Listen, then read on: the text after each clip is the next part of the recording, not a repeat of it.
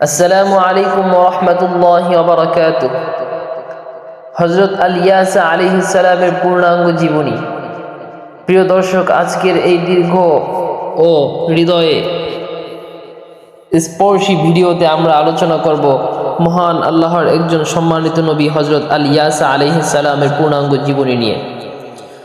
হযরত ইলিয়াস আলাইহিস সালামের পর যিনি বনি ইসরাইলের হেদায়েতের জন্য দায়িত্ব গ্রহণ করেছিলেন তিনি হলেন হযরত আল-ইয়াসা আলাইহিস সালাম। তিনি এমন এক সময়ে নবুয়ত লাভ করেন যখন মানুষ আবারও গুনাহ, শিরক, অবাধ্যতা ও দুনিয়ার মোহে ডুবে গিয়েছিল। আজকের এই ভিডিওতে আমরা জানব হযরত আল-ইয়াসা আলাইহিস সালামের জন্ম, তার বংশ পরিচয়, শৈশবের ঘটনা, হযরত ইলিয়াস আলাইহিস সালামের সাথে তার সাক্ষাৎ, নবুয়ত লাভ, বনি ইসরাইলের অবস্থা, অলৌকিক ঘটনা, দাওয়াতি জীবন, অত্যাচার ও বিরোধিতা, কওমের পরিণতি, তার মৃত্যুর ঘটনা এবং তার জীবনের অসংখ্য শিক্ষা। ভিডিওটি শেষ পর্যন্ত দেখুন, কারণ আজকের এই আলোচনা শুধু একটি ইতিহাস নয়, বরং ঈমানকে মজবুত করার একটি বিশাল মাধ্যম। বনি ইসরাইলের ভয়ঙ্কর অবস্থা। হযরত সুলাইমান আলাইহিস সালামের ইন্তেকালের পর বনি ইসরাইলের মধ্যে ভয়াবহ পরিবর্তন শুরু হয়। মানুষ আল্লাহর বিরোধিতা করতে শুরু করে, আল্লাহর বিধান ভুলে যেতে থাকে, ধীরে ধীরে সমাজে ছড়িয়ে পড়তে থাকে মূর্তি পূজা, সুদ, ব্যভিচার, জুলুম, গরিবের হক নষ্ট করা, নবীদের অবাধ্যতা। রাজারাজ নিজেদের ক্ষমতা নিয়ে অহংকার করত, আলেমদের কথা কেউ শুনত না। মানুষ দুনিয়ার চাকচক্যে ডুবে গিয়েছিল। এমন সময় আল্লাহ তাআলা হযরত ইলিয়াস আলাইহিস সালামকে পাঠান।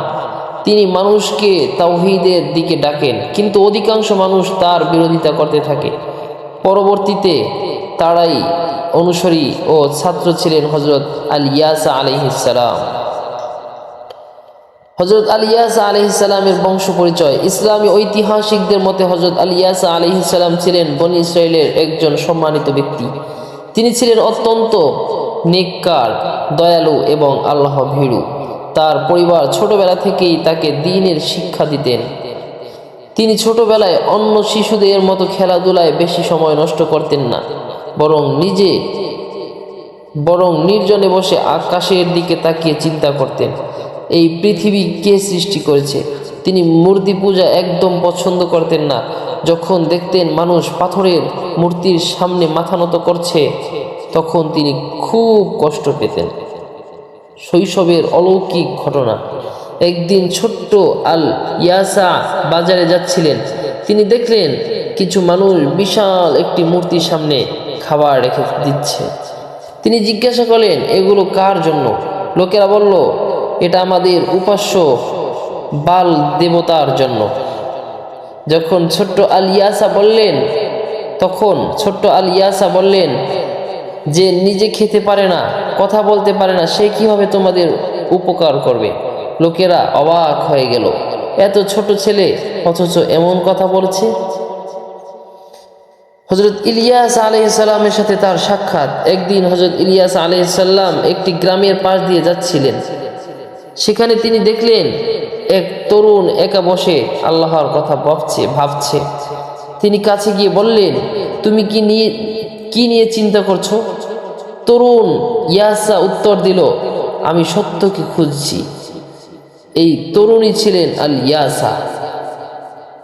হযরত ইলিয়াস আলাইহিস সালাম বুঝতে পারলেন এই যুবকের অন্তর আল্লাহর নূরে ভরা। এরপর তিনি তাকে নিজের কাছে রাখলেন। শিক্ষা ও প্রশিক্ষণ। হযরত আল-ইয়াসা আলাইহিস সালাম দীর্ঘ সময় হযরত ইলিয়াস আলাইহিস সালামের সাথে ছিলেন। তিনি তার কাছে শিখলেন তাওহীদ, ধৈর্য, দাওয়াতের পদ্ধতি, মানুষের সাথে আচরণ, আল্লাহর উপর ভরসা, রাতের ইবাদত। তিনি রাতভর ইবাদত করতেন, দিনের বেলা মানুষের সেবা করতেন। বনি ইসরাইলের বিদ্রোহ। বনি ইসরাইলের অধিকাংশ মানুষ নবীদের কথা শুনত না। তারা বারবার প্রতিশ্রুতি ভঙ্গ করত। যখন নবীরা বলতো আল্লাহর পথে ফিরে আসো, তখন তারা হাসাহাসি করত। কেউ কেউ বলতো আমাদের পূর্বপুরুষরা তো এই ধর্মেই ছিল। মানুষ ধীরে ধীরে আরও বেশি গুনাহে ডুবে গেল। নবুয়ত লাভ। হজরত ইলিয়াস আলাইহিসসালামের পর আল্লাহ তাআলা হজরত আল-ইয়াস আলাইহিসসালামকে নবুয়ত দান করেন। তিনি মানুষকে ডাকতে শুরু করলেন, হে আমার কওম, তোমরা আল্লাহর ইবাদত করো, আল্লাহ ছাড়া কোনো উপাস্য নেই। তিনি গ্রামে গ্রামে ঘুরতেন, মানুষকে বোঝাতেন, গরিবদের সাহায্য করতেন, অসুস্থদেরকে দেখতে যেতেন। অলৌকিক ঘটনা ইসলামী বর্ণনায় এসেছে, আল্লাহ তাআলা তাকে বিভিন্ন মুজিজা দান করেছিলেন। অসুস্থ ব্যক্তির সুস্থ হওয়া। একবার এক অসুস্থ মানুষকে তার কাছে আনা হলো। লোকটি বহুদিন ধরে অসুস্থ ছিল, চিকিৎসায় কোনো লাভ হচ্ছিল না। হযরত আল-ইয়াস আলাইহিস সালাম আল্লাহর কাছে দোয়া করলেন, আল্লাহর ইচ্ছায় লোকটি মুহূর্তেই সুস্থ হয়ে গেল। মানুষ অবাক হয়ে গেল। গরিবদের প্রতি তার দয়া। তিনি সব সময় গরিবদের পাশে থাকতেন। কেউ ক্ষুধার্ত থাকলে তিনি নিজের খাবার বিলিয়ে দিতেন। একবার এক বৃদ্ধা মহিলা তার কাছে এসে কাঁদতে লাগলো, তার ঘরে খাবার ছিল না। হযরত আল-ইয়াস আলাইহিস সালাম নিজের খাবার তাকে দিয়ে দিলেন, তারপর নিজে না খেয়ে রাত কাটালেন। জালিম রাজার বিরোধিতা। তখনকার রাজা ছিল অত্যন্ত অত্যাচারী। সে মানুষকে জোর করে মূর্তি পূজা করত। হযরত আল-ইয়াস আলাইহিস সালাম রাজার সামনে দাঁড়িয়ে বললেন, ক্ষমতা আল্লাহর দান, অহংকার করো না। রাজা ক্রোধান্বিত হয়ে বলল, তুমি কি আমাকে ভয় পাও না? নবী বললেন, আমি শুধু আল্লাহকেই ভয় পাই। নবীকে হত্যা করার পরিকল্পনা। রাজা গোপনে সৈন্যদের বলল, এই নবীকে হত্যা করো, কিন্তু আল্লাহ তাআলা তাকে রক্ষা করলেন। সৈন্যরা তাকে খুঁজে পেল না। মানুষ বুঝতে পারল আল্লাহ তার নবীদের সাহায্য করেন। দুর্ভিক্ষের বছর। যখন মানুষ সীমা ছড়িয়ে গেল, তখন আল্লাহ তাদের উপর দুর্ভিক্ষ পাঠালেন। বৃষ্টি বন্ধ হয়ে গেল, ফসল শুকিয়ে গেল, মানুষ না খেয়ে কষ্ট পেল, পশু মারা যেতে লাগলো। তখন মানুষ নবীর কাছে এসে বলল, আমাদের জন্য দোয়া করেন। তাওবার আহ্বান। হযরত আল-ইয়াস আলাইহিস সালাম বললেন, আগে তাওবা করো, শিরক ছেড়ে দাও, আল্লাহর কাছে ফিরে আসো। অনেক মানুষ কান্না করতে লাগলো, তারা মূর্তি ভেঙে ফেলল। এরপর নবী আল্লাহর কাছে দোয়া করলেন, আকাশে মেঘ জমলো, প্রবল বৃষ্টি শুরু হলো। ইমানদারদের পরীক্ষা। আল্লাহ সব সময় ইমানদারদের পরীক্ষা দেন বা পরীক্ষা নিয়ে থাকেন। হযরত আল-ইয়াস আলাইহিস সালামের অনুসারীদেরও নানা কষ্ট সহ্য করতে হয়েছিল। সমাজের বিদ্রোহ, অর্থনৈতিক কষ্ট, অত্যাচার, পরিবার থেকে দূরে থাকা, কিন্তু তারা ধৈর্য ধরেছিল। রাতের ইবাদত। হযরত আল-ইয়াস আলাইহিস সালাম অধিকাংশ রাত ইবাদতে কাটাতেন। তিনি দীর্ঘ সিজদা করতেন, কাঁদতে কাঁদতে আল্লাহর কাছে দোয়া করতেন। তিনি বলতেন, হে আল্লাহ, আমার কওমকে হেদায়েত দিন। মানুষের অন্তর পরিবর্তন। ধীরে ধীরে কিছু মানুষের অন্তর পরিবর্তন হতে লাগলো। তারা বুঝতে লাগলো মূর্তি কোনো উপকারে আসতে পারে না, মূর্তি কারো উপকার করে না।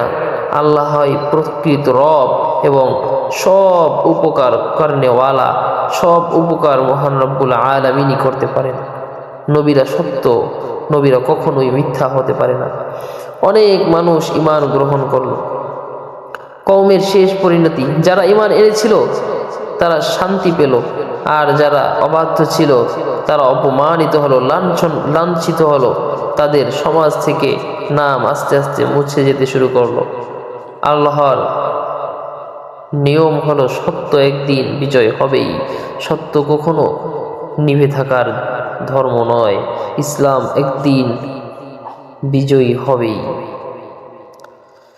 হযরত আল-ইয়াস আলাইহিস সালামের ইন্তেকাল। দীর্ঘ সময় মানুষকে দাওয়াত দেওয়ার পর তিনি অসুস্থ হয়ে পড়েন। তার অনুসারীরা কাঁদতে লাগলো। তিনি তাদের বললেন, সব সময় আল্লাহকে ভয় করবে, নামাজ কায়েম করবে, সত্যের উপর থাকবে। এরপর তিনি দুনিয়া থেকে বিদায় নেন। কোরআনে তার কথা উল্লেখ আছে। আল্লাহ তাআলা কোরআন মাজিদে হযরত আল-ইয়াস আলাইহিস সালামের নাম উল্লেখ করেছেন। তিনি ছিলেন আল্লাহর নির্বাচিত বান্দাদের একজন। তার জীবনের শিক্ষা আল্লাহর উপর ভরসা। তিনি একেবারে কঠিনভাবে আল্লাহর উপর তাওয়াক্কুল করেছিল, যে আল্লাহর উপর ভরসা করে আল্লাহ তাকে সাহায্য করেন। সত্যের পথে ধৈর্য, মানুষ বিরোধিতা করলেও সত্য ছাড়েননি, কখনোই তিনি সত্য ছাড়েননি। আমরাও কখনোই সত্য ছাড়ব না। গরিবদের সাহায্য করা, তিনি সব সময় অসহায় মানুষদের পাশে ছিলেন। শিরিক থেকে বাঁচা, সবচেয়ে বড় গুনাহ হলো শিরিক। এই গুনাহ থেকে আমাদের সকলকেই আল্লাহ রাব্বুল আলামিন বাঁচান। ইবাদতের গুরুত্ব, রাতের তাহাজ্জুদ মানুষকে আল্লাহর কাছাকাছি নিয়ে যায়।